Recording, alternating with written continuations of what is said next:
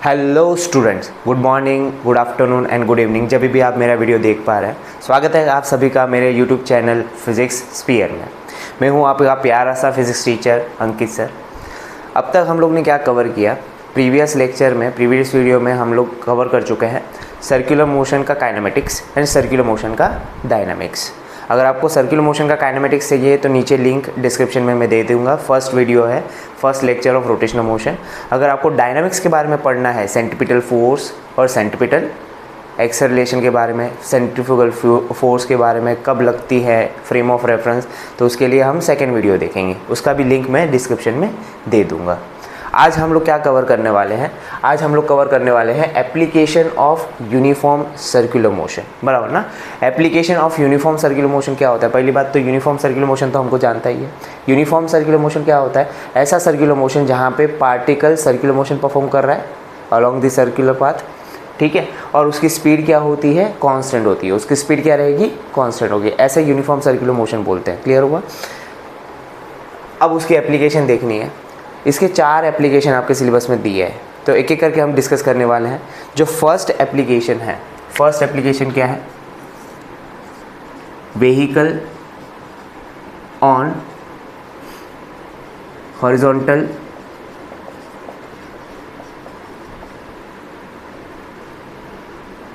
Circular track, horizontal circular track, horizontal circular track. Clear हुआ? अब यहाँ पे जो सर्कुलर ट्रैक रहेगा वो रफ सरफेस रहेगा। कैसा सरफेस रहेगा? Rough surface. और हमको पता है कि जहाँ पे रफ सरफेस आता है वहाँ पे फ्रिक्शन आने वाला है, ठीक है। तो यहाँ पे हम क्या करते हैं? व्हीकल की स्पीड निकालते हैं। क्या निकालते हैं? स्पीड निकालते हैं। हमारा गोल क्या है? हमारा गोल क्या है? हमें यहाँ पे स्पीड निकालना है। स्पीड निकालते हैं हम लोग, व्हीकल का स्पीड निकालते हैं। कैसे निकालेंगे? देखो यहाँ पे थोड़ा सा डायग्राम से देखने की कोशिश करेंगे। क्लियर हुआ? देखो डायग्राम क्या है? ये आपका हॉरिजॉन्टल ट्रैक हो गया, सर्कुलर ट्रैक। यहाँ पे एक व्हीकल है, मान के चलो, जिसका मास हम क्या ले लेंगे? कैपिटल M ले लेंगे। व्हीकल का मास कैपिटल M ले लिया। ये क्या कर रहा है? सर्कुलर मोशन परफॉर्म कर रहा है, सर्कुलर मोशन। अब ये सर्कुलर मोशन परफॉर्म कर रहा है मतलब देखो, ऐसा इमेजिन करो कि ये जो व्हीकल है, व्हीकल ले लो या फिर कार ले लो, ठीक है। ये कार कैसा है? ऐसा लेफ़्ट साइड को टर्न मारी, ऐसा। ये मार्कर देख रही है? मार्कर मान के चलो कि क्या है? कार है, ठीक है। तो ये क्या कर रही है? लेफ़्ट साइड को ऐसा टर्न कर रही है, ऐसा लेफ़्ट साइड जा रही है। जब उसका लेफ़्ट साइड जाएगी तो उसका सेंटर कहाँ पे बनेगा? लेफ़्ट साइड पे ही बनेगा, है ना। सर्कुलर ट्रैक ऐसा लेफ़्ट साइड जा रहा है, कार ऐसा लेफ़्ट साइड टर्न मारी, तो उसका सेंटर कहाँ पे बनेगा? यहाँ पे बनेगा। तो ये सेंटर ले लेते, मान के चलो कि क्या है? O है। सेंटर से व्हीकल का जो डिस्टेंस रहेगा वो किसके बराबर रहेगा? रेडियस के बराबर हो जाएगा। कैपिटल R ले लिया। क्लियर हुआ? ठीक है ना। ऐसा टर्न मार रही है। क्लियर? Left side.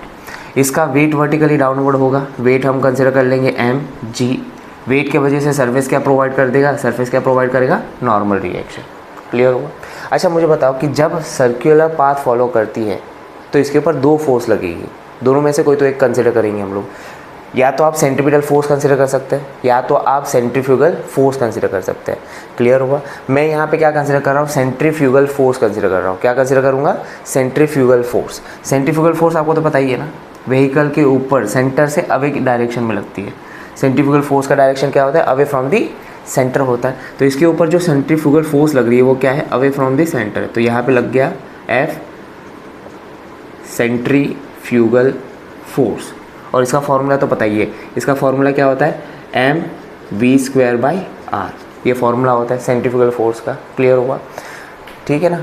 अब यहाँ पे सेंट्रीफ्यूगल फोर्स को बैलेंस करने के लिए सरफेस क्या प्रोवाइड करेगा? देखो रफ सरफेस है, सरफेस क्या प्रोवाइड करेगा? फ्रिक्शन प्रोवाइड करेगा। तो बाहर की तरफ अगर व्हीकल स्लिप होते जाएगा तो स्लिप होने के आउटवर्ड डायरेक्शन में स्लिप हो रहा है। अगर आउटवर्ड डायरेक्शन में स्लिप होगा किसके वजह से? सेंट्रीफ्यूगल फोर्स की वजह से। स्लीपिंग हो रही है बाहर की तरफ, मतलब मोशन, रिलेटिव मोशन कहाँ पे हो रहा है? बाहर की तरफ। जिस डायरेक्शन में मोशन होता है उसके अपोजिट डायरेक्शन में क्या होता है? फ्रिक्शन होता है। तो यहाँ पे अपोजिट डायरेक्शन में सरफेस के अलॉन्ग क्या लगने वाला है? फ्रिक्शन लगने वाला है। क्या लगेगा? फ्रिक्शन लगेगा। यहाँ तक क्लियर हुआ क्या? ठीक है, यहाँ तक क्लियर हुआ? फ्रिक्शन। तो ये डायग्राम समझ में आ रहा है क्या? व्हीकल के ऊपर कौन से फोर्स लग रहे हैं। अब ये डायग्राम से हमें क्या समझ में आ रहा है? डायग्राम से ये समझ में आया कि वर्टिकल फोर्स, वर्टिकल डायरेक्शन में हम फोर्स को क्या लिख सकते हैं? वर्टिकल डायरेक्शन में फोर्स को हम ऐसा लिख सकते हैं, N = mg। नॉर्मल रिएक्शन किसके बराबर हो गया? वेट के बराबर हो गया। ठीक है, अपने को स्पीड निकालनी है, हॉरिजॉन्टल डायरेक्शन में भी फोर्स क्या करेंगे, बैलेंस करेंगे। अब यहाँ से आपको क्या समझ में आया कि अगर मैं व्हीकल का स्पीड बढ़ाते जाऊँगा, अगर मैं व्हीकल का स्पीड बढ़ाते जाऊँगा तो सेंट्रीफ्यूगल फोर्स भी बढ़ेगा, सेंट्रीफ्यूगल फोर्स बढ़ते जाएगा तो फ्रिक्शन भी बढ़ना चाहिए। अगर फ्रिक्शन कम रहा तो व्हीकल क्या होगा, आउटवर्ड डायरेक्शन में स्किड होते जाएगा ना, एक्सीडेंट हो सकता है उसका, हमें उसको सेफ रखना है। क्लियर हुआ? तो हम क्या करेंगे, जैसे जैसे स्पीड बढ़ेगी, यहाँ पे लिखता हूँ मैं, on increasing speed of vehicle, on increasing speed of vehicle centrifugal force increase होगा, सेंट्रीफ्यूगल फोर्स विल इंक्रीज, बराबर ना। अब सेंट्रीफ्यूगल फोर्स इंक्रीज होगा तो आपको साथ में क्या इंक्रीज करना पड़ेगा, friction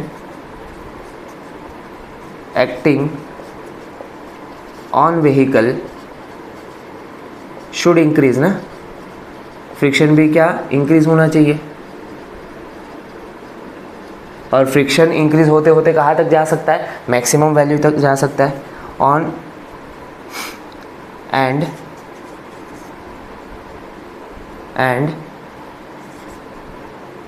friction should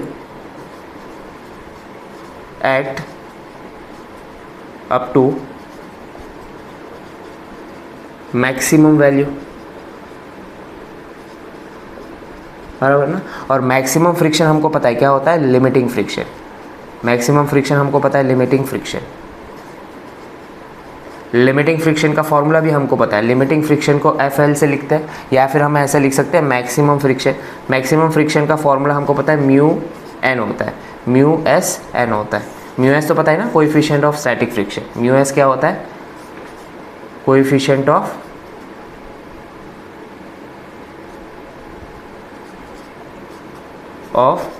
static friction. Clear हुआ क्या, समझ में आया? अब अपने को स्पीड देखना है, स्पीड निकालने के लिए हम क्या कर देंगे, ये दोनों को बैलेंस कर देंगे। ये दोनों को बैलेंस करो, अगर ये दोनों बैलेंस नहीं है तो स्किड करेगा ना आउटवर्ड, हमें स्किड नहीं करवाना, तो दोनों को बैलेंस करवा दो। क्या हो जाएगा, maximum friction F maximum is equal to क्या, centrifugal force that is mv²/r, बराबर ना। मैक्सिमम फ्रिक्शन का फॉर्मूला हमको पता है, मैक्सिमम फ्रिक्शन का फॉर्मूला क्या हो जाएगा, म्यू एस एन हो जाएगा इज इक्वल टू mv²/r। अच्छा, नॉर्मल रिएक्शन का भी हमें पता है, नॉर्मल रिएक्शन को हम क्या रिप्लेस कर सकते हैं, नॉर्मल रिएक्शन हो जाएगा mu S M G is equal to mv²/r, लिख सकते हैं। अच्छा, यहाँ पे कुछ कैंसिल हो रहा है, m से m कैंसिल हो गया, बचेगा क्या, mu S G is equal to v²/r। हमको v चाहिए, r को यहाँ पे लेके आ सकते हैं, तो v² is equal to mu S R G लिख सकते हैं। हमें स्पीड चाहिए v is equal to √of mu S R G, तो ये आपका स्पीड आ गया। ये सेफ स्पीड रहेगा हॉरिजॉन्टल रोड पे। हॉरिजॉन्टल रोड पे इससे ज़्यादा स्पीड रखेंगे तो आउटवर्ड डायरेक्शन में धीरे धीरे स्किड करने लग जाएगा, बराबर ना। ये सेफ स्पीड है, इसको क्या बोल सकते हैं, safe speed. Safe speed on horizontal road, समझ में आया। इससे ज़्यादा स्पीड पे नहीं चलाना है, इससे ज़्यादा स्पीड पे चलाएंगे तो क्या हो जाएगा, इससे ज़्यादा स्पीड से चलाएंगे तो ये धीरे धीरे करके क्या बाहर की तरफ जाएगा। ठीक है, अब ये इक्वेशन में थोड़ा सा नोटिस करो, ये इक्वेशन में जो व्हीकल का स्पीड है वो मास पे डिपेंड नहीं कर रहा है। समझ में आ रही बात, व्हीकल का स्पीड किस पे डिपेंड नहीं कर रहा, मास पे डिपेंड नहीं कर रहा। अगर मास पे डिपेंड नहीं कर रहा तो क्या होगा कि हॉरिजॉन्टल रोड पे जो स्पीड कार की होनी चाहिए वही स्पीड ट्रक की भी होगी, वही स्पीड बस की भी होगी। मतलब इस हॉरिजॉन्टल रोड पे कोई भी व्हीकल मूव कर रहा है, कोई भी व्हीकल सर्कुलर मोशन परफॉर्म करेगा तो उसकी स्पीड यही होनी चाहिए, वो मास पे डिपेंड ही नहीं कर रहा। मास कम है ज़्यादा है उससे कोई लेना देना नहीं है। समझ में आई बात। अच्छा, और एक चीज़ समझ में आ रही है बात, ये जो स्पीड है वो किस पे डिपेंड कर रही है, सर्कुलर ट्रैक के रेडियस पे डिपेंड कर रही है। अगर रेडियस ज़्यादा होगा तो स्पीड आप ज़्यादा रख सकते हैं। अरे समझ में आ रही बात। अब बड़े रेडियस वाले कर्व सरफेस पे, बड़े रेडियस वाले कर्व सरफेस पे हम स्पीड को ज़्यादा रख सकते हैं। अगर आपको शार्प टर्न लेना है, क्या करना है, आपको शार्प टर्न लेना है। शार्प टर्न लेना मतलब समझ रहे हो, ऐसा टर्न लेना है। शार्प टर्न मतलब ये ऐसा मान के चलो कि 90 का टर्न लेना है, तो यहाँ पे शार्प टर्न हो गया ना भाई। जब शार्प टर्न हो जाता है मतलब रेडियस क्या हो गया, कम हो गया ना। शार्प टर्न लेना मतलब रेडियस कम हो गया। अगर रेडियस कम हो गया तो आपको स्पीड भी क्या करनी पड़ेगी, कम करनी पड़ेगी। तो आपने एक्सपीरियंस तो किया ही होगा जब आप व्हीकल चला रहे हैं, बराबर ना, जब आप साइकिल चला रहे, बाइक चला रहे हैं, आपने एक्सपीरियंस तो किया रहेगा। आपके पापा चलाते रहेंगे, आप पीछे बैठे रहेंगे, पापा चला रहे तो अंदाज से रहता ना कि शार्प टर्न आ रहा है तो स्पीड क्या कर देते, स्लो डाउन कर देते व्हीकल का। तो रीज़न क्या है, समझ में आया बात, क्लियर है ना। अगर रेडियस ज़्यादा रहेगा तो आप स्पीड ज़्यादा रख सकते हैं, बराबर। अगर रेडियस कम रहेगा मतलब क्या रहेगा, शार्प टर्न रहेगा, तो आपको कैसे भी करके अपनी व्हीकल की स्पीड कम रखनी पड़ेगी। समझ में आया बात, समझ में आया ना, पूरा क्लियर हुआ। नोट डाउन करो जल्दी से नोट डाउन करो। पॉज करने का, नोट डाउन करने का, नोट्स बनाते रहो अपने, ठीक है।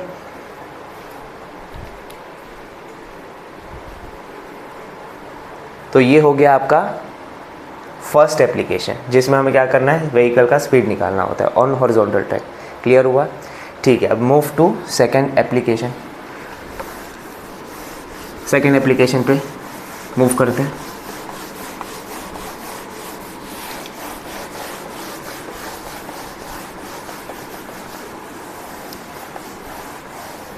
ठीक है, सेकंड एप्लीकेशन देखो क्या है। सेकंड एप्लीकेशन है डेथ वेल, मौत का कुआं, है ना। मौत का कुआं आपने सर्कस में तो गए रहेंगे। सर्कस में एक मौत का कुआं होता है जिसके अंदर है ना मोटरसाइकिलिस्ट क्या करता है, अपना स्टंट परफॉर्म करता है। क्लियर हुआ। तो मैं यहाँ पे डेथ वेल देखूंगा और डेथ वेल अपना तो एकदम सिंपल रहेगा। वहाँ पे आप देखेंगे उसका स्ट्रक्चर थोड़ा सा अलग रहेगा, यहाँ पे थोड़ा सा अलग कंसिडर करके हम सॉल्व करने की कोशिश करेंगे। डेथ वेल देखो कुछ ऐसा दिखेगा, ये वेल होता है ना, सिलिंड्रिकल शेप का होता है। ऐसा स्ट्रेट तो नहीं होता, थोड़ा सा चेंज होता है, पर मैं यहाँ पे सिलिंड्रिकल ले रहा हूँ। ऐसा सिलिंड्रिकल शेप का होता है, ऑब्वियस है, ठीक है। ये सिलिंड्रिकल शेप का होगा। मान के चले कि ये वेल का क्या है, एक्सिस है, ये वेल का एक्सिस है। तो ये क्या हो जाएगा, यहाँ से लेके यहाँ तक क्या हो जाएगा, रेडियस हो जाएगा। इसको कैपिटल R लिख सकते हैं, बराबर ना, ठीक है। मान के चलो कि इस डेथ वेल में ऑलरेडी एक स्टंटमैन स्टंट परफॉर्म कर रहा है, ठीक है। तो यहाँ पे मैंने एक पॉइंट के थ्रू क्या कंसिडर किया है, स्टंटमैन कंसिडर कर दिया। मोटरसाइकिल से वो क्या कर रहा है, मोटरसाइकिल के साथ वो स्टंट कर रहा है, ठीक है। जब ये स्टंट कर रहा है तो इसका मास होगा, इसका मास क्या कंसिडर कर रहा हूँ, कैपिटल M कंसिडर कर लिया। अब ये क्या करेगा, हॉरिजॉन्टल सर्कुलर मोशन परफॉर्म कर रहा है ना, क्या कर रहा है, हॉरिजॉन्टल सर्कुलर मोशन। तो ये इस तरीके का सर्कुलर मोशन परफॉर्म कर रहा है, ये ऐसा कुछ तो सर्कुलर मोशन परफॉर्म करेगा, बराबर। अब ये जो वेल होती है ये रफ सरफेस होती है, क्या होती है, रफ सरफेस होती है। अब रफ सरफेस है तो आपको पता रहेगा फ्रिक्शन तो होगा, ठीक है। अब मुझे बताओ, जब ये स्टंटमैन जब ये यूनिफॉर्म सर्कुलर मोशन परफॉर्म कर रहा है, हॉरिजॉन्टल सर्कुलर मोशन परफॉर्म कर रहा है, तो उसके ऊपर कौन से फोर्स लगेंगे। अल्टीमेटली आपको पता तो होगा उसके पास मास है तो उसके पास क्या होना चाहिए, वेट होना चाहिए। तो वेट कंसिडर कर लो, और वेट को तो पता ही है वर्टिकली डाउनवर्ड होता है, तो वर्टिकली डाउनवर्ड क्या होगा, इसका वेट होगा mg, बराबर। अब ये सरफेस है, सरफेस क्या प्रोवाइड करता है, सरफेस प्रोवाइड करता है नॉर्मल रिएक्शन। तो नॉर्मल रिएक्शन क्या होगा, सरफेस से परपेंडिकुलर, दैट इज ये डायरेक्शन में आपका नॉर्मल रिएक्शन रहेगा। अच्छा मुझे बताओ, ये जो नॉर्मल रिएक्शन है वो सेंटर की तरफ जाता हुआ दिख रहा है, नॉर्मल रिएक्शन कहाँ पे जाता हुआ दिख रहा है, सेंटर की तरफ जाता हुआ दिख रहा है। अगर ये सेंटर की तरफ जाता हुआ दिख रहा है तो यहाँ पे हम सेंट्रीपिटल फोर्स कंसिडर कर सकते हैं क्या। अरे सेंट्रीपिटल फोर्स याद कर, सेंट्रीपिटल फोर्स का डेफिनेशन याद कर। सेंट्रीपिटल फोर्स होता क्या है, net force towards the centre, बराबर ना, net force towards the centre. जो भी फोर्स टुवर्ड्स द सेंटर होगा उसको हम क्या कंसिडर कर लेते हैं, सेंट्रीपिटल फोर्स कंसिडर करते हैं। तो यहाँ पे नॉर्मल रिएक्शन किसके तरफ है, सेंटर की तरफ है। अगर ये सेंटर की तरफ है तो इसको हम क्या कंसिडर कर सकते हैं, सेंट्रीपिटल फोर्स कंसिडर कर सकते हैं। क्लियर हुआ, ठीक है ना। और कोई तो फोर्स लगे, मुझे बताओ कि अगर सिर्फ वर्टिकल डायरेक्शन में व्हीकल के ऊपर या फिर बोलते हैं स्टंटमेंट के ऊपर उसका वेट एक्ट करेगा तो नीचे की तरफ स्लिप हो सकता है, वेट की वजह से वो क्या हो सकता है, नीचे की तरफ स्लिप हो सकता है। अगर वो नीचे की तरफ स्लिप होगा मतलब रिलेटिव मोशन डाउनवर्ड होगा, इसका रिलेटिव मोशन क्या हो सकता है, डाउनवर्ड हो सकता है। अगर रिलेटिव मोशन डाउनवर्ड होता है तो आपको पता है फ्रिक्शन कहाँ पे होना चाहिए, अपवर्ड डायरेक्शन में होना चाहिए। फ्रिक्शन कहाँ पे होगा, अपवर्ड डायरेक्शन। फ्रिक्शन हमेशा रिलेटिव मोशन के अपोजिट होता है। तो यहाँ पे वेट की वजह से रिलेटिव मोशन डाउनवर्ड होगा तो फ्रिक्शन कहाँ पे एक्ट करेगा, अपवर्ड डायरेक्शन में। तो यहाँ पे फ्रिक्शन अपवर्ड डायरेक्शन में ले लिया मैंने। और फ्रिक्शन में भी हम कौन सा फ्रिक्शन कंसिडर करेंगे, मैक्सिमम फ्रिक्शन कंसिडर करेंगे। क्या करेंगे, मैक्सिमम फ्रिक्शन कंसिडर करेंगे। समझ में आया डेरिवेशन के टाइम पे। अब ये सारे फोर्सेस इसके ऊपर एक्ट कर रहे हैं। अगर इस साइकिलिस्ट को मोटरसाइकिलिस्ट को अपना स्टंट कंटिन्यू करते रहना है तो ये सारे फोर्सेस क्या होने चाहिए, बैलेंस होने चाहिए। सारे फोर्स क्या होने चाहिए, बैलेंस होने चाहिए। तो क्या क्या यहाँ पे बैलेंस कर सकते हैं, देखो यहाँ पे क्या बैलेंस हो रहा है, यहाँ पे जो फ्रिक्शन है वो किसके बैलेंस होने चाहिए, mg के बैलेंस होने चाहिए। और नॉर्मल रिएक्शन क्या बना रहा है, सेंट्रीपिटल फोर्स बना रहा है। तो यहाँ पे हम ऐसा लिख सकते हैं कि n इज इक्वल टू क्या बन रहा है, F सेंट्रीपिटल फोर्स बन रहा है। और सेंट्रीपिटल फोर्स का फॉर्मूला हमको पता है, सेंट्रीपिटल फोर्स का फॉर्मूला क्या है, n is equal to M V square by R. ये फॉर्मूला बन रहा है। v मतलब क्या होता है, स्पीड ऑफ व्हीकल, r मतलब क्या होगा, रेडियस ऑफ सर्कुलर ट्रैक, बराबर ना। ये नॉर्मल रिएक्शन हो गया, ठीक है। अब यहाँ पे क्या होगा कि मान के चलो कि ये दोनों बैलेंस हो गए, तब जाके ये क्या कर सकता है, सर्कुलर मोशन परफॉर्म कर सकता है। तो अगर ये दोनों बैलेंस हो गए, फ्रिक्शन का कौन सा value, maximum value is equal to क्या हो जाएगा, एम जी। फ्रिक्शन का मैक्सिमम वैल्यू मतलब लिमिटिंग फ्रिक्शन होता है, और लिमिटिंग फ्रिक्शन का फॉर्मूला हमको पता है, एफ मैक्सिमम, या फिर क्या लिख सकते हैं, लिमिटिंग फ्रिक्शन। लिमिटिंग फ्रिक्शन इसका फॉर्मूला हमको पता है, म्यू एस एन होता है। अब ये फॉर्मूला यहाँ पे रिप्लेस करो, क्या हो जाएगा, देखो mu S N is equal to क्या हो जाएगा, एम जी हो जाएगा। अब नॉर्मल रिएक्शन तो हमको पता ही है, नॉर्मल रिएक्शन यहाँ पे लिख सकते हैं क्या, नॉर्मल रिएक्शन क्या हो सकता है, म्यू एस एन, एन का वैल्यू क्या हो जाएगा, M V square by R हो गया, इज इक्वल टू क्या हो जाएगा, एम जी। कुछ कैंसिल हो रहा है बेटा, क्या कैंसिल हो रहा है, एम से एम मर गया, हमको v चाहिए, बाकी सबको यहाँ पे लेके जाओ। तो v square is equal to क्या हो जाएगा, R G divide by mu S. यहाँ तक क्लियर हुआ। हमको v चाहिए, v इज इक्वल टू क्या हो गया, v is equal to under root of R G by mu S. तो ये फॉर्मूला आ गया, ये फॉर्मूला। इससे कम स्पीड आप नहीं रख सकते, बराबर ना, इससे कम स्पीड नहीं रख सकते। इससे कम स्पीड रखेंगे तो क्या हो जाएगा, इससे कम स्पीड रखेंगे तो ये वेट की वजह से नीचे की तरफ स्लिप होना स्टार्ट हो जाएगा, शायद एक्सीडेंट भी हो सके। क्लियर हुआ। इसे कम स्पीड नहीं रखना, मतलब ये क्या है, ये आपका मिनिमम स्पीड है, मिनिमम स्पीड है। इससे कम स्पीड पे आप नहीं जा सकते, इससे कम स्पीड में जाएंगे तो क्या हो जाएगा, ये स्लिप होकर नीचे की तरफ गिरना चालू हो जाएगा। अच्छा यहाँ पे ध्यान दिया, ये जो स्पीड है अगेन मास पे डिपेंड नहीं कर रहा। अगर ये मास पे डिपेंड नहीं कर रहा तो इसके अंदर मोटरसाइकिल चला रहा है या फिर कार चला रहा है, बस चला रहा है, ट्रक चला रहा है, उससे कोई फ़र्क पड़ेगा क्या, नहीं पड़ना चाहिए, क्योंकि मास पे डिपेंड ही नहीं कर रहा। अगर मास पे डिपेंड करता रहता तो हर किसी के लिए क्या होना चाहिए, स्पीड अलग अलग होना चाहिए, पर ऐसा नहीं है। यहाँ पे मास पे डिपेंड नहीं कर रहा। तो आपने बहुत बार सर्कस में है ना, वो मौत के कुएं में मोटरसाइकिलिस्ट घूमते हुए भी देखा रहेगा, और एक कार भी होती है, याद आ रहा है, कार भी क्या होती है, अंदर सर्कुलर मोशन परफॉर्म करती है, और दोनों का स्पीड क्या होता है, सेम ही होता है, क्योंकि मास पे डिपेंड नहीं हो रहा है। अच्छा और एक चीज़ देखो यहाँ पे, ये जो v है मिनिमम स्पीड, वो किस पे डिपेंड करती है, म्यू एस पे, मतलब कोएफिशिएंट ऑफ फ्रिक्शन। ये म्यू एस पता है ना क्या होता है, कोएफिशिएंट ऑफ स्टैटिक फ्रिक्शन होती है, इस पे डिपेंड कर रहा है। अगर रफनेस ज़्यादा होगा तो स्पीड कम रख सकते हैं हम लोग, है ना, रफनेस ज़्यादा रहेगा। तो आपने ये भी चेक किया रहेगा, जो मोटरसाइकिलिस्ट होता है या फिर जो कार सर्कुलर मोशन परफॉर्म करने वाली है डेथ वेल में, उसमें उसके टायर देखो आप एकदम नए होते हैं। मोटरसाइकिल एकदम पुरानी होती है पर उसके टायर एकदम नए से होते हैं। नए टायर का मतलब क्या है कि उसकी ग्रिप ज़्यादा अच्छी हो सकती है, ग्रिप ज़्यादा अच्छी हो सकती है मतलब उसका स्टैटिक फ्रिक्शन अच्छा होगा, स्टैटिक फ्रिक्शन अच्छा होगा मतलब बड़ी वैल्यू। तो वी का स्पीड हम क्या रख सकते हैं, कम रख सकते हैं, है ना, इनवर्सली प्रोपोर्शनल। बेटा यहाँ तक समझ में आया। तो इससे पहले हम लोग ने क्या पढ़ा, इसके पहले हम लोग ने पढ़ा कि व्हीकल की स्पीड हॉरिजॉन्टल रोड पे क्या होनी चाहिए, हॉरिजॉन्टल ट्रैक पे क्या होनी चाहिए। और अब क्या पढ़ा हम लोग ने, डेथ वेल पढ़ा। डेथ वेल दोनों ही केस में हम लोग को क्या निकालना होता है, स्पीड निकालना होता है।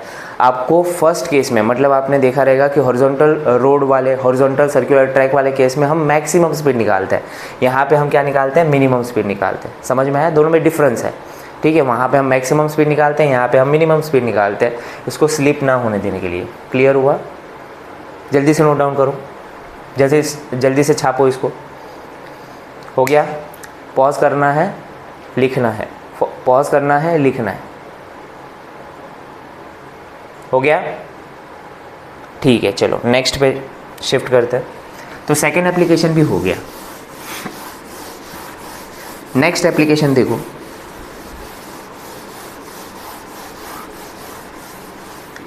नेक्स्ट एप्लीकेशन है, थर्ड एप्लीकेशन है conical pendulum. Conical pendulum conical pendulum क्या होता है? एक और चीज़ होती है सिंपल पेंडुलम, आपको पता ही रहेगा। सिंपल पेंडुलम में क्या होता है कि सिंपल पेंडुलम में ये जो पेंडुलम होता है ना वो ऑसिलेटरी मोशन परफॉर्म करता है। ये पेंडुलम, मान के चलो कि ये मार्कर क्या है, पेंडुलम है, ठीक है।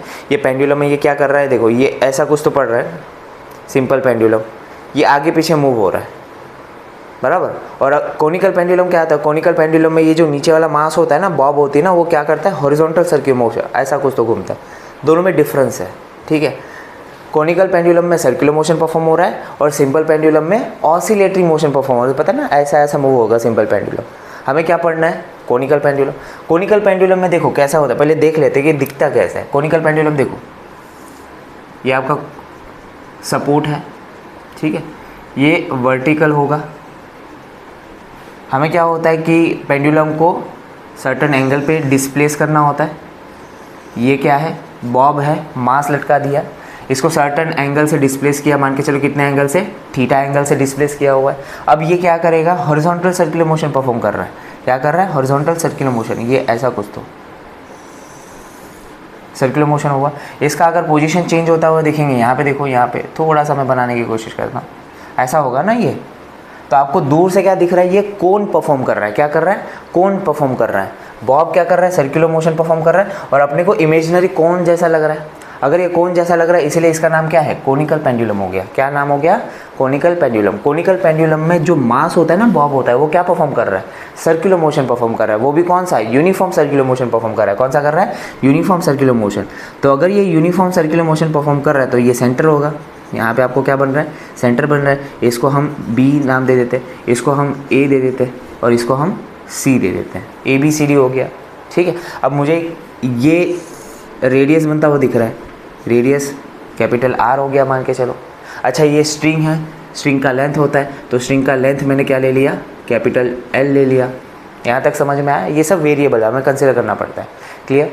अगर इस मास को सर्कुलर मोशन कंटिन्यू करना है तो इसके ऊपर लगने वाले सारे फोर्स क्या होने चाहिए, बैलेंस होने चाहिए। एक भी फोर्स कम ज़्यादा हो गया तो क्या हो सकता है, स्ट्रिंग ब्रेक हो सकता है, स्ट्रिंग टूट सकता है। अगर स्ट्रिंग टूट गया तो कोनिकल पेंडुलम मोशन परफॉर्म कर सकता है क्या, मोशन परफॉर्म नहीं करेगा, क्लियर हुआ। तो इस मास को अपना मोशन कंटिन्यू करना है तो इसके ऊपर लगने वाले फोर्स क्या होने चाहिए, बैलेंस होने चाहिए ना बेटा। तो इसके ऊपर लगने वाले फोर्स कौन से है वो देख लेते पहले। तो इसके ऊपर कौन से फोर्स लग रहे हैं यहाँ पे कंसिडर करो। पहली बात, इसके पास मास है तो इसके पास क्या होना चाहिए, वेट होना चाहिए। वेट हमेशा क्या होगा, वर्टिकली डाउनवर्ड होगा। अगर इसका वेट वर्टिकली डाउनवर्ड है तो वेट की वजह से स्ट्रिंग में क्या आने वाली है, टेंशन आने वाली है। तो टेंशन का डायरेक्शन पता ना, अरे भूल तो नहीं गया, टेंशन का डायरेक्शन हमेशा क्या होता है, अवे फ्रॉम दी ऑब्जेक्ट, तो दूर जाती हुई, ये अवे फ्रॉम दी ऑब्जेक्ट। और टेंशन को मैं टी नॉट ले रहा हूँ, क्या ले रहा हूँ, टी नॉट ले रहा हूँ। और कोई फोर्स लग रहा है, हाँ भूलना नहीं है, सर्कुलर मोशन है। सर्कुलर मोशन में या तो आप सेंट्रीपिटल फोर्स कंसिडर कर सकते हो या तो आप सेंट्रीफ्यूगल फोर्स कंसिडर कर सकते हो। दोनों में से कौन सा भी आप यूज़ करो, आपकी मर्जी है, ठीक है। मैं क्या यूज़ करूँगा, मैं यहाँ पे यूज़ कर रहा हूँ सेंट्रीफ्यूगल फोर्स। सेंट्रीफ्यूगल फोर्स पता है ना, सेंट्रीफ्यूगल फोर्स क्या होता है, सेंट्रीफ्यूगल फोर्स ऐसी फोर्स होती है जो अवे फ्रॉम दी सेंटर लगती है ना। ये सेंटर है सर्कुलर, ये नहीं है बेटा, ये तो सपोर्टिंग पॉइंट है ना, फिक्स पॉइंट है। सेंट्रीपिटल फोर्स अगर कंसिडर करना है, सेंट्रीफ्यूगल फोर्स कंसिडर करें, ये सर्कुलर मोशन है, ये सर्कुलर मोशन है, ये सेंटर है। सेंट्रीफ्यूगल फोर्स आपको पता रहेगा अवे फ्रॉम दी सेंटर जाता है, तो ये बाहर की तरफ निकलता हुआ क्या दिखेगा, एफ सेंट्रीफ्यूगल, बराबर ना। ये क्या हो गया, सेंट्रीफ्यूगल फोर्स कंसिडर कर दिया। ये सारे फोर्स क्या होने चाहिए, बैलेंस होने चाहिए। अच्छा, और एक चीज़, ये कोनिकल पेंडुलम का हम क्या निकालते हैं, कोनिकल पेंडुलम का हम टाइम पीरियड निकालते हैं या फिर हम फ्रीक्वेंसी निकालते हैं। टाइम पीरियड मतलब क्या होता है, टाइम पीरियड क्या होता है, टाइम पीरियड मतलब एक सर्कल कंप्लीट करने के लिए पेंडुलम को कितना टाइम लग रहा है, उसको हम क्या बोलते हैं, टाइम पीरियड बोलते हैं। टाइम पीरियड मतलब time taken by conical pendulum to complete one circle. एक सर्कल कंप्लीट करने के लिए जितना टाइम लगेगा उसको क्या बोलते हैं, टाइम पीरियड। नोट डाउन करना, लिखते जाओ करें, ठीक है। टाइम पीरियड का मतलब क्या होता है, time period is nothing but the time taken by conical pendulum, time taken by conical pendulum to complete one horizontal circular motion. लिखते जाएंगे, ठीक है, लिखा, ठीक है। हम कंटिन्यू करते हैं। अब एक सर्कल कंप्लीट करने के लिए जितना टाइम लगेगा उसको टाइम पीरियड बोलते हैं। और ये जो टाइम पीरियड का फॉर्मूला होता है, t is equal to 2 pi by omega होता है। t is equal to 2 pi by omega. और ओमेगा तो पता ही है अपने को, है ना, फर्स्ट वीडियो में डिस्कस किया हुआ है। अगर नहीं पता है तो अपने को कहाँ पे जाना पड़ेगा, फर्स्ट वीडियो में जाओ, लिंक डिस्क्रिप्शन में दिया हुआ है। ओमेगा इज इक्वल टू क्या है, omega is nothing but the angular velocity, angular velocity, बराबर। इसका मतलब क्या है कि अगर मुझे टाइम पीरियड निकालना है तो मुझे ओमेगा निकालना पड़ेगा, है ना, मुझे क्या निकालना पड़ेगा, ओमेगा निकालना पड़ेगा, तो निकालेंगे। ठीक है, ये सारे फोर्स को बैलेंस करना है। अब फोर्स को बैलेंस करना है तो हॉरिजॉन्टल और वर्टिकल फोर्स होने चाहिए। यहाँ पे मुझे हॉरिजॉन्टल फोर्स दिख रहा है, यहाँ पे मुझे वर्टिकल फोर्स दिख रहा है, और ये वाली फोर्स किसी एंगल पे जा रही है, तो इसको क्या करना पड़ेगा, रिजॉल्व करना पड़ेगा। ठीक है, रिजोल्यूशन ऑफ वेक्टर तो पढ़ाई है ना 11th में, तो इसको क्या करेंगे, रिजॉल्व करेंगे। इसको रिजॉल्व करेंगे तो देखो क्या हो गया, एक वर्टिकल फोर्स आएगा, एक हॉरिजॉन्टल फोर्स आएगा। अब यहाँ पे आपको z बनता हुआ दिख रहा है, ये आपको z बनता हुआ दिख रहा है क्या, z बन रहा है, तो यहाँ पे थीटा है, तो ये भी क्या होना चाहिए, थीटा होना चाहिए, अल्टरनेट एंगल। भूल तो नहीं गया, अरे 10th स्टैंडर्ड में पढ़ा रहेगा भाई, ये z बन रहा है ना, अल्टरनेट एंगल, ये थीटा है तो ये भी क्या होगा, थीटा ही होगा। अगर ये थीटा है, थीटा के बगल में शॉर्टकट याद रखो, थीटा के बगल में कौन सा कंपोनेंट आता है, कॉस कंपोनेंट आता है। क्या आता है, कॉस कंपोनेंट। तो ये क्या हो गया, t0 कॉस थीटा, और ये क्या हो जाएगा, t0 साइन थीटा। अरे समझ में आ रहा है क्या, हाँ ना बोलते जा, कमेंट सेक्शन अपना ऑन होना चाहिए। क्लियर है, नहीं समझ में आ रहा है तो तुरंत से कमेंट कर देने का। थोड़ा फास्ट जा रहा है, थोड़ा स्लो जा रहा है, तो आप अपने हिसाब से तो स्पीड चेंज कर ही सकते हैं यूट्यूब पे, आप अपने हिसाब से रिवाइंड भी कर सकते हैं, तो उसका कोई दिक्कत नहीं आएगा। ठीक है, अब ये फोर्सेस को बैलेंस कर दो, वर्टिकल फोर्स को बैलेंस करेंगे, हॉरिजॉन्टल फोर्स को बैलेंस करेंगे। ठीक है, पहले हॉरिजॉन्टल फोर्स को कंसिडर कर लेते हैं। हॉरिजॉन्टल फोर्स को क्या करेंगे, देखो यहाँ पे t0 sine theta is equal to क्या लिख सकते हैं, एफ सेंट्रीफ्यूगल लिख सकते हैं, है ना। एफ सेंट्रीफ्यूगल का फॉर्मूला हमको पता है। अच्छा, ये फॉर्मूला हमको ओमेगा वाला चाहिए, तो ओमेगा वाला फॉर्मूला भी पता है, क्या लिख सकते हैं, t0 sine theta is equal to m r omega square. ये वाला फॉर्मूला पता है ना, अरे इसके पहले लिख चुके हैं ना, इससे पहले वाले वीडियो में। ठीक है, सेकेंड लेक्चर देख के आओ, अगर नहीं पता है तो यूट्यूब पे अभी के अभी जाओ, यूट्यूब पे सेकेंड वीडियो टाइप करेंगे, rotational dynamics lecture number 2 by Ankit sir, है ना, तो आपको वीडियो मिल जाएगी। ठीक है, तो t0 sine theta is equal to m r omega square, इसको इक्वेशन नंबर 1 दे देंगे। फिर वर्टिकल फोर्स का देखो, वर्टिकल फोर्स में आपको क्या दिख रहा है, t0 cos theta is equal to m g, इसको हम क्या लिखेंगे, इक्वेशन नंबर 2 लिखेंगे। यहाँ तक क्लियर है। अच्छा, मैं क्या कर सकता हूँ, 1 डिवाइड बाई 2 कर सकता हूँ, 1 डिवाइड बाई 2, तो क्या हो जाएगा, देखो t0 कैंसिल हो जाएगा। यहाँ पे क्या लिख सकते हैं, sign theta divide by cos theta, बराबर, इज इक्वल टू, यहाँ पे क्या बचा, m से m कैंसिल हो जाएगा, r omega square divide by g, ये लिख सकते हैं। यहाँ तक क्लियर। ठीक है, अब यहाँ पे क्या है पता है क्या, आपको क्वेश्चन में कैपिटल R मतलब सर्कुलर मोशन का, सर्कुलर पाथ का रेडियस नहीं देंगे, तो हमें क्या करना पड़ेगा, इस रेडियस को एलिमिनेट करना पड़ेगा, बराबर ना। इस रेडियस को क्या करना पड़ेगा, एलिमिनेट करना पड़ेगा। अब इसको एलिमिनेट करेंगे, और एलिमिनेट किसके टर्म में करेंगे, लेंथ के टर्म में करेंगे, क्योंकि क्वेश्चन में क्या देंगे, लेंथ देंगे, तो इसको क्या करना पड़ेगा, लेंथ के टर्म में लेके आना पड़ेगा। तो आपको यहाँ पे एक चीज़ कंसिडर करनी है, देखो यहाँ पे कंसिडर क्या करना है आपको, यहाँ पे ट्राइंगल बनता हुआ दिख रहा है ABC, ये ट्राइंगल बनता हुआ दिख रहा है ना, ये ट्राइंगल में आप कंसिडर करो, ये ट्राइंगल में आप कंसिडर करो कि थीटा का अपोजिट हमको पता है क्या है, रेडियस, और ये ट्राइंगल का हाइपोटेनियस क्या है, लेंथ है। ये ट्राइंगल में अपोजिट है r और हाइपोटेनियस है लेंथ। अगर अपोजिट और हाइपोटेनियस पता है तो ये कौन सा साइन का रेशियो बनता है, ये साइन का रेशियो बनेगा ना, ये कौन सा ट्रिग्नोमेट्रिक रेशियो बनेगा, अपोजिट और हाइपोटेनियस कौन सा रेशियो में होता है, साइन के रेशियो में होता है। तो यहाँ पे ट्राइंगल जो है, ट्राइंगल ABC, इसके अंदर हम क्या कंसिडर करेंगे, साइन थीटा कंसिडर कर सकते हैं। साइन थीटा अपने को पता है क्या होता है, अपोजिट अपॉन हाइपोटेनियस होता है। अब अपोजिट हमको पता है, अपोजिट क्या है, यहाँ पे रेडियस है, और हाइपोटेनियस क्या है, लेंथ है, और ये हो गया साइन थीटा, बराबर ना। इसको यहाँ पे रिप्लेस कर मल्टीप्लाई कर सकते हैं, डिवीजन में यहाँ पे आया तो मल्टीप्लाई होगा, तो r is equal to L sine theta.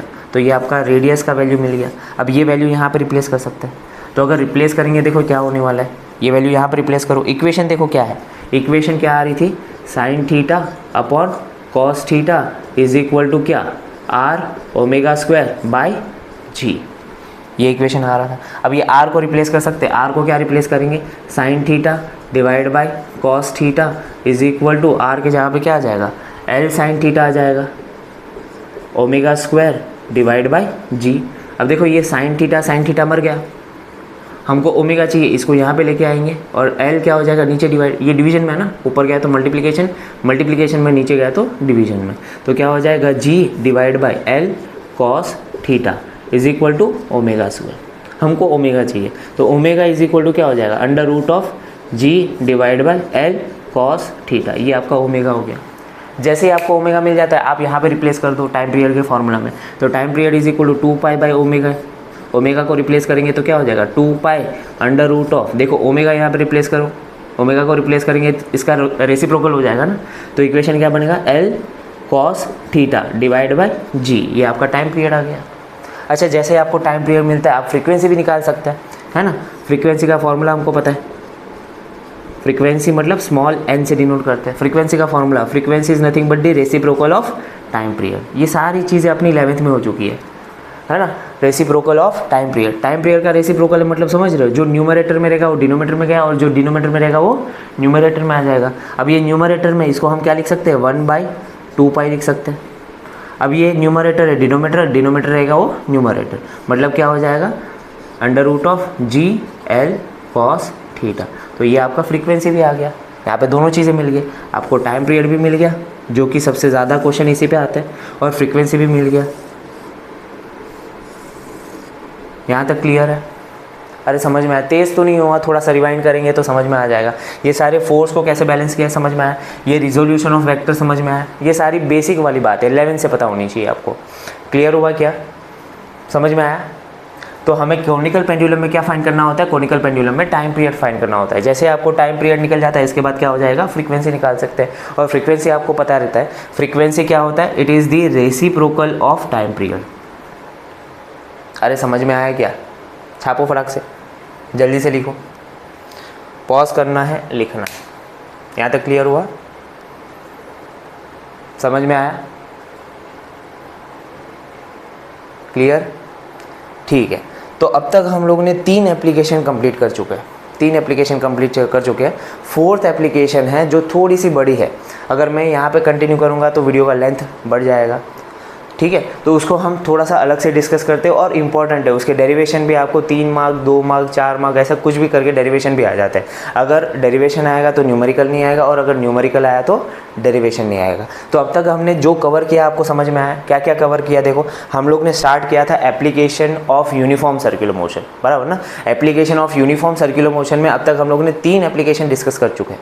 First application क्या था, vehicle on horizontal circular track, बराबर, vehicle on horizontal circular track में हम लोग ने क्या डिस्कस किया, हमें स्पीड निकालनी होती है, व्हीकल की मैक्सिमम स्पीड निकालते हैं कि मैक्सिमम स्पीड से कितना चल सकता है, बराबर। उसमें भी हम लोग देखा कि जो मैक्सिमम स्पीड होती है व्हीकल की वो मास पे डिपेंड नहीं करती है, बराबर, मास पे डिपेंड नहीं करती है। सेकेंड एप्लीकेशन में हम लोग ने क्या देखा, सेकेंड एप्लीकेशन में हम लोग ने डेथ वेल देखा। डेथ वेल में हम क्या करता है, जो मोटरसाइकिलिस्ट होता है, स्टंटमैन, उसका मिनिमम स्पीड कितना होना चाहिए, मिनिमम स्पीड से भी कम स्पीड रहेगा तो वो स्लीप होकर नीचे की तरफ गिर सकता है, मिनिमम स्पीड से ज़्यादा ही उसको रखना है। और वो वहाँ पे भी हम लोगों ने ये चेक किया कि मिनिमम स्पीड जो आ रही थी वो मास पे अगेन डिपेंड नहीं करती है।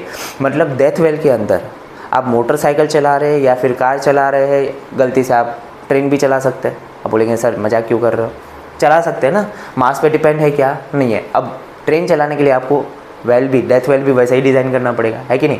हाँ, थर्ड एप्लीकेशन क्या है, कोनिकल पेंडुलम। अब आपको ये भी समझ में आ गया कि सिंपल पेंडुलम और कोनिकल पेंडुलम क्या परफॉर्म करता है। सिंपल पेंडुलम क्या परफॉर्म करता है, ऑसिलेटरी मोशन परफॉर्म करता है, और कोनिकल पेंडुलम क्या परफॉर्म करता है, अरे क्या परफॉर्म करता है, यहाँ पे दिख रहा है सर्कुलर मोशन परफॉर्म कर रहा है ना, ये horizontal uniform circular motion perform कर रहा है, बराबर ना। जब ये हॉरिजॉन्टल सर्कुलर मोशन परफॉर्म करता है तो इसके अंदर हमें क्या निकालना होता है, टाइम पीरियड निकालना होता है। जैसे आपने टाइम पीरियड निकाल दिया, आपको क्या मिलेगा, फ्रीक्वेंसी भी निकलेगा। टाइम पीरियड का फॉर्मूला क्या आ रहा है, टाइम पीरियड का फॉर्मूला क्या आ रहा है, 2 pi under root of l cos theta upon g. और ये थीटा पता है ना क्या होता है, अरे थीटा तो समझ रहे हैं ना, थीटा इज नथिंग बट क्या, ये कोण का एंगल है, सेमी सर्कुलर एंगल बोल सकते हैं, सेमी कोनिकल एंगुलर बोल सकते हैं, एंगल बोल सकते हैं, सेमी कोनिकल एंगल, ये सब भूलना नहीं है, यहाँ पे एंगल आपको दिया रहेगा। क्लियर हुआ, जैसे आपको टाइम पीरियड मिलता है आप फ्रीक्वेंसी भी निकाल सकते हैं। यहाँ तक क्लियर है, यहाँ तक सब समझ में आ गया, ठीक है। तो अब जो फोर्थ एप्लीकेशन है बैंकिंग ऑफ रोड, इसको हम नेक्स्ट सेशन में कंप्लीट करेंगे। यहाँ पे मैं कंप्लीट नहीं कर सकता, लेंथ बढ़ जाएगा वीडियो का, है ना। क्लियर हुआ, समझ में आया सब कुछ। तो यहाँ पे हम इस लेक्चर को स्टॉप करते हैं। हंसते रहो, पढ़ाई करते रहो। All the very best.